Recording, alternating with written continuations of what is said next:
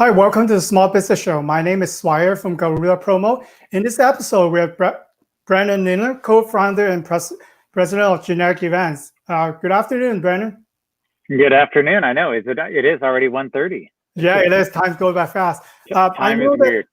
I know that you're in the race, that directing and event management industry. You put together some high-profile energized event locally, and you also are race directing a Bali International Triathlon.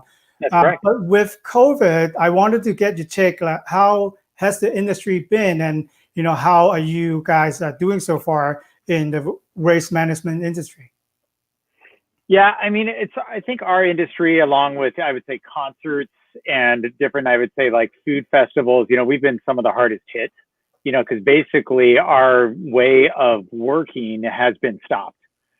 So there's no way to safely bring in or permit an event, that brings in 5,000 people, together to actually enjoy life. Everything is safer at home. So from a high level, it's been very difficult for, I think, every company that's in this live events industry. And it's kind of weird to think like that, because since COVID, I have a local trail that goes onto a trailhead here. It's very popular. I actually noticed that there are double or triple the people who bike up there every weekend.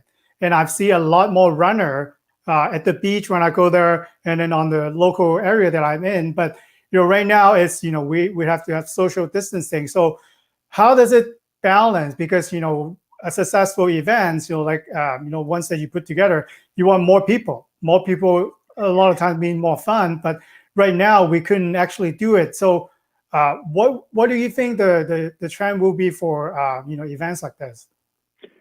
Yeah, I mean that's a long question, to really answer there, because we're really looking at it, from a monthly, then a 6-month, and then a 12-month cycle. But we're looking at it really this year of 2020 is that there really are not going to be any live large-scale events in California. Mm-hmm. In some of the other states in the U.S. and globally, there are some opportunities for that. But it's going to be very difficult to implement all the social distancing protocols and even get permits and even the travel restrictions, to get a large group of people together. So a lot of I'd say, our sort of aim right now in other companies is how do we hang on until, next year, I would say maybe March, April, when we can really start to get back together. So in the meantime, from a business perspective is, what do we do? And then, which we can talk more about, but then also to highlight too, one amazing thing is that there's been a huge sort of, I'd say, rediscovery of running, as you said, which is going to lead to a lot of runners next year. And there's also going to be a lot more cyclists next year because everyone's out running and biking because they can't go to a gym. They can't do the normal CrossFit workouts. They're not at the office. So what do? Is you actually get outside, walk, run, or bike. Yeah, actually, we in our industry, we sell custom bikes. All the bikes sold out, so you can't buy any. It's a back order. And like you said, coming back, the industry might be stronger because you have new floods of runners and participants who's able to join.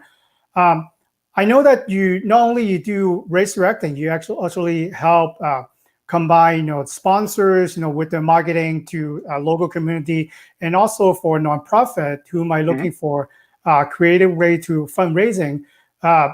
Could you tie that in a little bit, because I know that for both sides they are challenging right now because events are not happening. There are normal channels that they distribute those events during the summer to promote the new product and services. Have you have a lot of discussion with both sides of organization that you help with? Yeah, with the nonprofits, it's really I'd say there's a spectrum. Some everyone's taken a hit. That's and I think that's in the for-profit and the nonprofit world for the most part. With the nonprofits, a number that we work with have laid off a large percentage of their staff. And fortunately, there's been some small business help on that. But at the same time, all of the nonprofits we work with have transformed and changed up different ways of fundraising. So there's been a lot more virtual events, which aren't sports oriented, but really providing the support and content, to their clients as well as supporters there. And so they've been able to raise some funds that way. Homeboy I don't know if you saw, they just recently were awarded a grant, from I think the Conrad Hilton Foundation, which is great. And they'll be doing a virtual challenge here in a couple months. Our House Run for Hope, they're doing a virtual weekend, from some support over there. And then Juvenile Diabetes Research Foundation, JDRF, that we work with, they're still doing their virtual walk in November, which is National Diabetes Month. So, but they're challenged, but I think in the world of nonprofits, you're always used to the odds against you. So you're just like, all right, what do we need to do to really still make money, raise money, and take care of the people we want to? Yeah, I do see the trend. So instead of planning for the year for one big mega event, so they're kind of spacing it out right now. So I've seen that for Homeboard, you have done yoga live sessions for them, and like the other events that you have. So I think they're spreading them out, maybe monthly or bi-weekly, the little events that keep their supporter engaged, and then they're finding new ways to fundraise. So I think you'll be a good person to ask for that, because you help them a lot, and you support them with their marketing effort too. So do you see the trend for outdoor event industry, like we're just waiting, or do you see there are other segment that you might explore to as a company? Well, within I'd say the large scale live events, and specifically with the endurance industry that we do, it's definitely for it to come back is, and I've talked to some other local companies, is they're looking at how to create a roadmap, to come back, and show, I'd say, government agencies as well as people, because we have to show it safe to people that we can produce a safe, fun event for people to come to. So in the meantime, I think what you're going to see is a lot of, and I say virtual, but not necessarily virtual events, but whether it's reservation based or sort of a rotating start line, that people can come in, do something with their close ones that they know are not infected, and then go home. And over time, I think it's going to be 6 months before we return back to really we can get together in some fashion. But also to add into that, these virtual events, some have done really well, some haven't. These are the events that you sign up, you track with your smartwatch and upload your results and get a t-shirt and a medal, which, have a purpose, but for us as a company, it's just been challenging, because our whole mission is how do you get people together, right? And really have an experience, and see other people, raise money for a nonprofit, challenge yourself. And number one is to be outside. It's always not always beautiful out, but it's Southern California, so it usually is. Do you think the industry itself will rely more on technology? You mentioned the smartwatch, so there are, different challenges that I've seen that you have to do it virtually, so you might would you see the industry going to, I'll hop on my stationary trainer bike, and then I don't know how to swim in your pool maybe, and then you run, and then, you compete for the best time? Or would it be in like a Zoom call that, they perform a certain thing and then they're being judged on or time on? Do you see the industry going virtually? The industry, and I think it's actually a good thing, as we're being forced to change. And I think they're going forward there across the board, there's going to be hybrid events.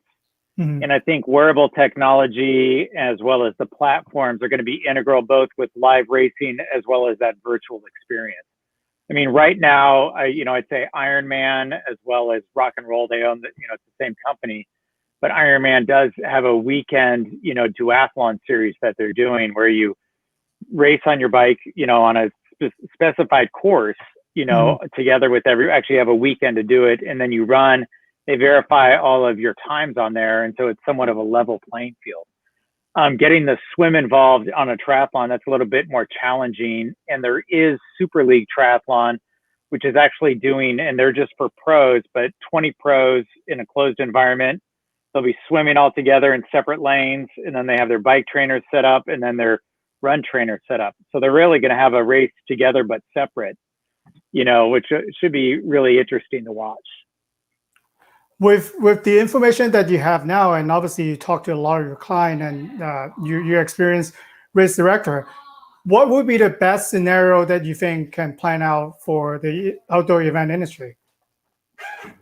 That's a loaded question, because we could go political on this, but the best case scenario is that really that this vaccine, goes through all the proper channels, verification and implementation. And so that there's I would say a light at the end of the tunnel, January or February. And I don't think everyone's going to be inoculated by then, but it would be the best case scenario is by January, February, as we see that an actual return to whatever normal is attainable. And so that by next, I would say May is going to be really the return to racing. LA Marathon, I really hope it can come back. Yeah. And that would actually be the ideal, to tell you the truth, is like if that could kick off a return to racing into the summer. So, but for us, planning wise, is we're really looking until I'd say March, April, May, when we can get back on. And any exciting things that Generic Event is have on the calendar right now that you want to share?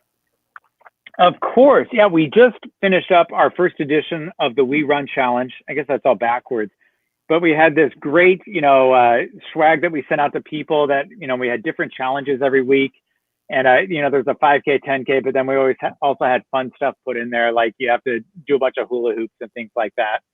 So that's something we'll be launching again in a couple months. We also have our Los Muertos 5K.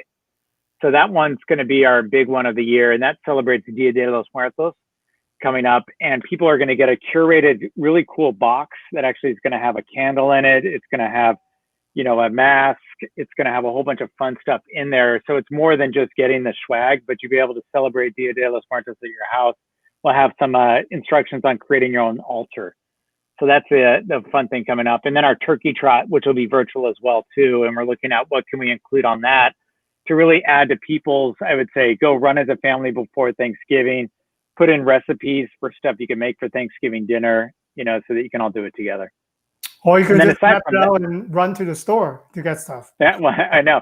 But if we might have a sort of a weight challenge, because we can say, hey, if you run 3 miles, if you run 3 miles, that means you can actually have a lot of extra potatoes and cake, but if you only, go 1 mile, then it's like you got to skip the dessert. So we're looking at, kind of fun stuff to include in there. Okay, great. So Brennan, let me put your contact information here. Any viewer, nonprofit, sponsors, are interested in finding out more about the space, Brennan is the guy to talk to. So thank you so much for coming on today. Hopefully I'll check in with you, sometime next year, and then we talk about, how we're, changing cars in the industry by then. Yeah, and I think it's great, and I think your business, is great and well suited because you do provide ways to keep brands aware, of their existence. So I know we're going to be talking because it's like, the only way we can reach people right now is via mail and email. It's the way to get to it. Or video, like what we're doing right now. And video. I mean, it's either online or physical mail. There's not the face-to-face, that we're so used to. Yeah. Thank you so much for coming on today, Brennan. Hey, good to see you. All right. Take care. Take care. Bye. Bye-bye.